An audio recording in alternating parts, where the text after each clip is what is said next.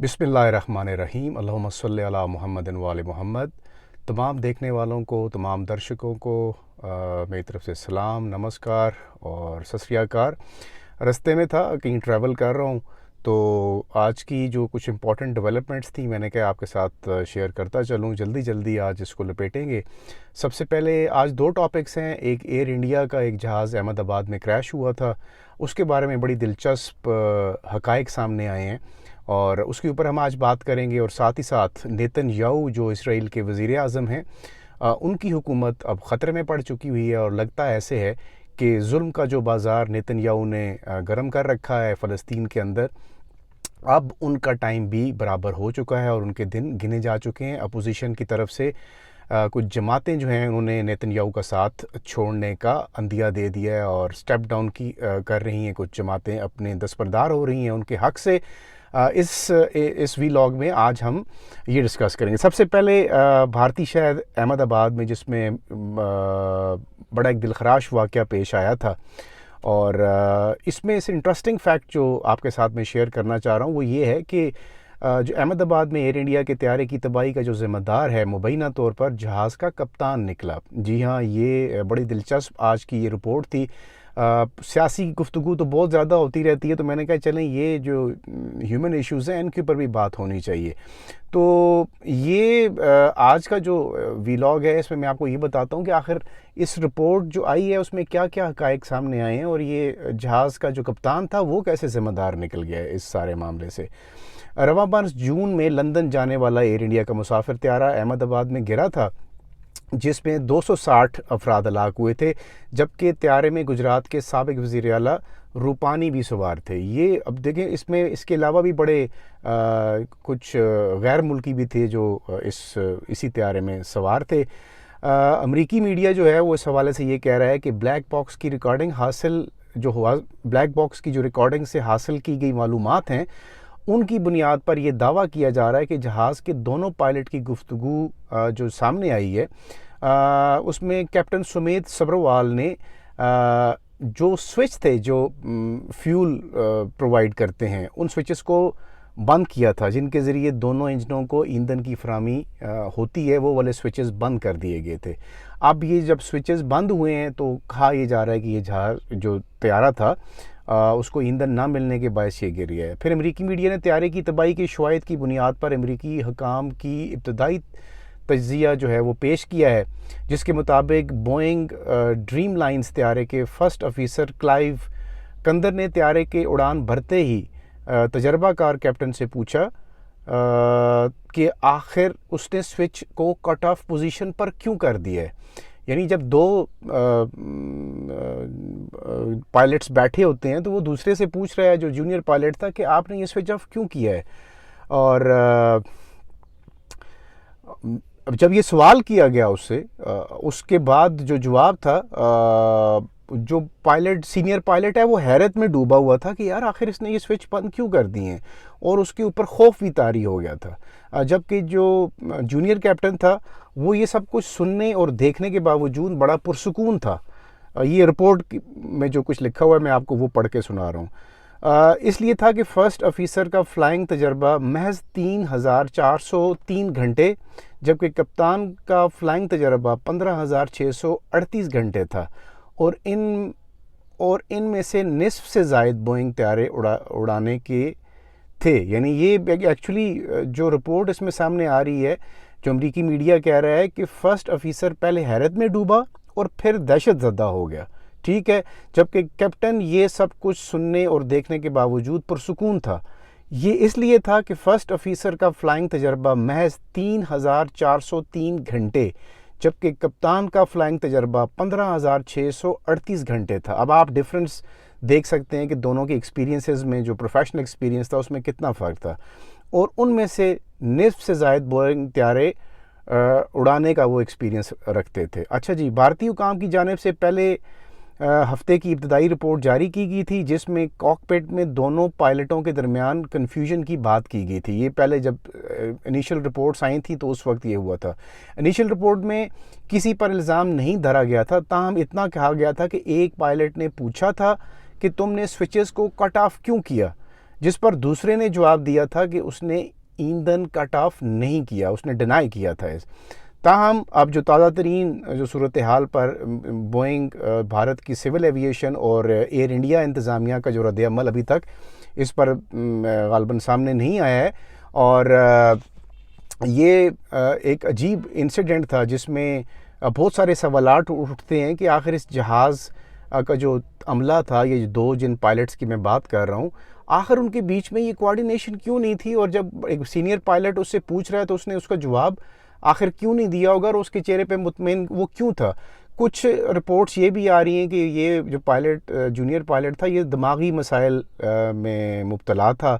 مطلب اس کے mental issues تھے کچھ، جس وجہ سے وہ یہ سارا کچھ ہوا ہے۔ اب 12 جون کو احمد آباد سے لندن جانے والا طیارہ جو تھا اڑان بھرتے ہی گر کر تباہ ہو گیا تھا۔ طیارے میں سوار 242 میں سے 241 مسافر جو سوار تھے وہ ہلاک ہوئے تھے، جن میں سے 53 برطانوی شہری تھے، 53 جو تھے وہ برٹش نیشنل تھے، صرف ایک برٹش انڈین مسافر جو زندہ بچا تھا اس پورے وہ لکی سروائیور تھا، سول سروائیور وہی تھا جو 11A سیٹ نمبر تھا اس کا، وہ لکی آدمی جو ہے وہ اس پر سوار تھا اور وہ بچ جانے میں کامیاب ہوا۔ طیارہ میڈیکل کالج عمارت پر گرنے سے مزید 19 افراد جو ہے اس میں جو لوگ تھے وہ بھی اس میں مارے گئے، یعنی جب طیارے کے اندر لوگ بیٹھے ہوئے تھے وہ تو گئے ہی گئے جان سے، لیکن جہاں پر یہ جا کر گرا وہ ایک میڈیکل کالج تھا، اس کے اندر بھی 19 لوگوں کی جان چلی گئی۔ طیارے کے کپتان 56 برس کے سمیت سبروال نے 1994 میں ایئر انڈیا میں ملازمت اختیار کی تھی اور لائن ٹریننگ کیپٹن کے عہدے پر فائز تھے، جس میں وہ دوران پرواز ساتھی جونیئر پائلٹ کی تربیت کرتے تھے، یہ ان کی ذمہ داری میں شامل تھا۔ سبروال نے شادی نہیں کی تھی اور ان کی ریٹائرمنٹ میں چند ماہ باقی تھے۔ روانگی سے پہلے انہوں نے اپنے والد کو فون پر کہا تھا کہ لندن پہنچ کر فون کروں گا، مگر قسمت میں کچھ اور لکھا تھا اور ان کی یوں ڈیتھ ہو جاتی ہے۔ اس کے علاوہ 32 برس کا جونیئر پائلٹ کلائیو بچپن سے ہی پائلٹ بننا چاہتا تھا اور اس کی 2 ماہ بعد شادی طے تھی۔ جس پائلٹ کا ذکر کر رہے ہیں اس کا شاید یہ بھی رپورٹس آ رہی ہیں کہ شاید ذہنی طور پر وہ ٹھیک نہیں تھے۔ کپتان سبروال کے والد انڈیا کے سول ایویشن سے ریٹائرڈ ہوئے تھے اور کپتان کے 2 بھانجے بھی پائلٹ ہیں، جبکہ جونیئر پائلٹ کی والدہ ایئر انڈیا کی ایئر ہوسٹس رہ چکی ہیں۔ اب یہ بھی بڑا دلچسپ ہے، ان کی والدہ بھی اسی ایئر لائن سے منسلک رہی ہیں۔ ایئر انڈیا کا یہ بھی دعویٰ ہے کہ پرواز سے پہلے دونوں پائلٹوں کا نشے میں مبتلا ہونے سے متعلق ٹیسٹ کیا گیا تھا۔ دونوں میں سے کسی کو بیماری کے جو آثار ہیں وہ بالکل ایسے نہیں تھے جس سے یہ کہا جا سکے کہ وہ بیمار تھے۔ البتہ یہ خبریں جو ہیں اسی سے جڑی ہوئی وہ بڑی انٹرسٹنگ ہے کہ وہ دماغی مسائل میں الجھے ہونے کا جو ایک فیکٹ ہے اس کے متعلق یعنی جو خبریں آ رہی ہیں کہ تفتیش کار جو ہیں وہ یہ کہتے ہیں کہ میڈیکل ریکارڈ کے مطابق طیارے کا پائلٹ ڈپریشن اور دماغی صحت کے دیگر مسائل میں مبتلا تھا۔ پھر رپورٹ میں بتایا گیا ہے کہ جو 56 سال کے کیپٹن سمیت سبروال بدقسمت ایئر انڈیا طیارے کے لیڈ پائلٹ تھے جو اس میں جن کی جان گئی ہے، اور ٹیلی گراف کی ایک رپورٹ میں دعویٰ کیا گیا کہ حالیہ 3 سے 4 برسوں کے دوران کیپٹن سمیت سبروال نے ذہنی صحت کے مسائل کے سبب میڈیکل چھٹیاں بھی لی تھیں۔ تو اس سے یہ آپ اگر یہ کہیں کہ ان کے کوئی جو مینٹل ایشوز تھے، انسان ہیں ہو سکتے ہیں، اس میں کوئی ایسی بات نہیں، لیکن بڑا حساس معاملہ ہے۔ پاکستان کے اندر بھی اس طرح کے بہت سارے ایئر کریشز ہوئے ہیں اور آج دن تک ان کا کوئی سراغ نہیں نکلا۔ چلے کم از کم ایئر انڈیا کے اس پلین جو احمد آباد میں گرا تھا اس سے کم از کم یہ تو پتہ چل گیا ہے کہ آخر ریزن کیا تھا۔ تو اب دیکھتے ہیں کہ جو ایئر لائنز ہیں ان کی طرف سے کیا رسپانس آتا ہے اور وہ کیا کہتے ہیں ایئر انڈیا والے اس حوالے سے۔ اب ہم چلتے ہیں اگلے ٹاپک پہ، جلدی میں لپیٹتا ہوں۔ جو اسرائیل کے وزیر اعظم نیتن یاہو ہیں ان کی حکومت کے گرنے کا خطرہ پیدا ہو گیا ہے۔ اب جو وہاں سے خبریں آ رہی ہیں، نیتن یاہو حکومت کی مذہبی اتحادی جماعت شاش نے حکومت چھوڑنے کا فیصلہ کیا ہے۔ یہ وہاں کی اسرائیل کی ایک پولیٹیکل پارٹی ہے اور کافی سٹرانگ اس کی پوزیشن ہے، جس کے سبب نیتن یاہو کی حکومت گرنے کا خطرہ پیدا ہو چکا ہوا ہے۔ نیتن یاہو کی حکومت تو گرنے کا خطرہ پیدا ہو گیا ہے، لیکن ابھی میں آپ کو جب یہ ویلاگ کر رہا ہوں تو آج کی جو تازہ ترین صورتحال ہے اس میں غزہ جہاں پر اسرائیل نے اپنی بربریت کو فل ٹائم آن کیا ہوا ہے، وہاں پر 74 ان آرمڈ سویلینس، جو بچے بھی جن میں شامل ہیں، جن میں عورتیں بھی شامل ہیں،